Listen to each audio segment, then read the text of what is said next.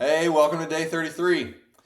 Most, if not all of us, have at some point made a commitment and maybe overstated just a little bit how committed we were to it.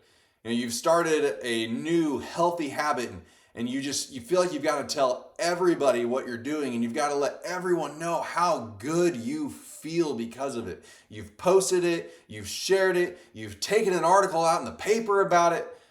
Okay, well, maybe not that one. That one probably wouldn't be all that effective. Then you hit a wall and it gets hard or you forget, and finally you end up just completely walking away from it.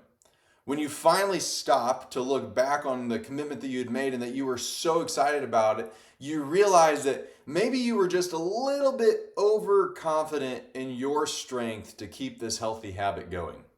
And maybe even if you're having a really honest moment, you might even realize that it wasn't ever about the healthy habit in the first place. It wasn't ever about getting healthy. It was about wanting to have others look at you in a better light. It's really easy to look at Peter and think, man, I would never do that. I would never deny Jesus. But are you sure about that? I'm sure that Peter believed the words that he was saying. I'm sure that he believed that there was nothing that could make him turn on Jesus. Peter was too strong.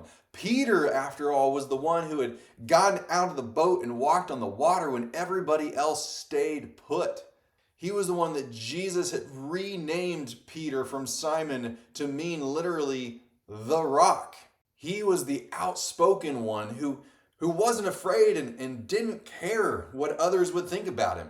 So talk about humiliating when he heard that rooster crow.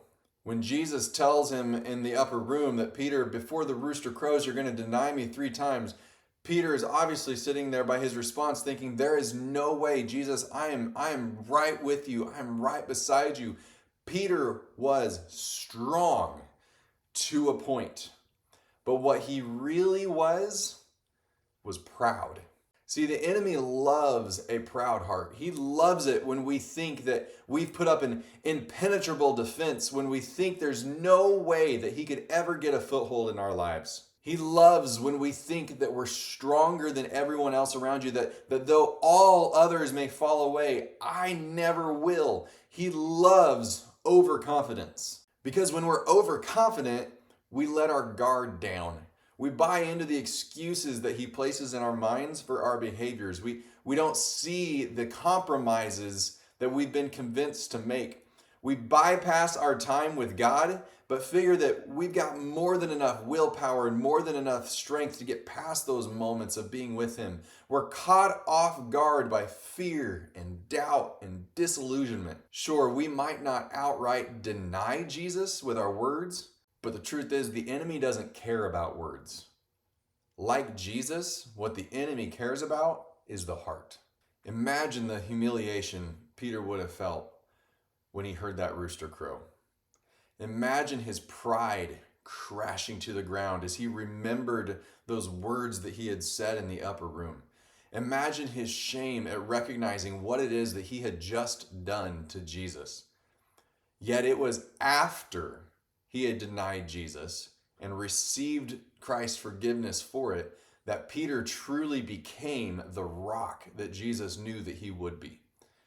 I'm sure he wished he hadn't done it. But one way or another, his overconfidence, his pride, it had to die. And so does ours. We have to put our confidence in the Word of God and not in ourselves. We have to put our confidence in the promises of God and not our abilities. We have to put our confidence in His forgiveness and not our earning His grace. Have humility over your own weaknesses, and in your weakness, you will find that He will be made strong. I'll see you tomorrow.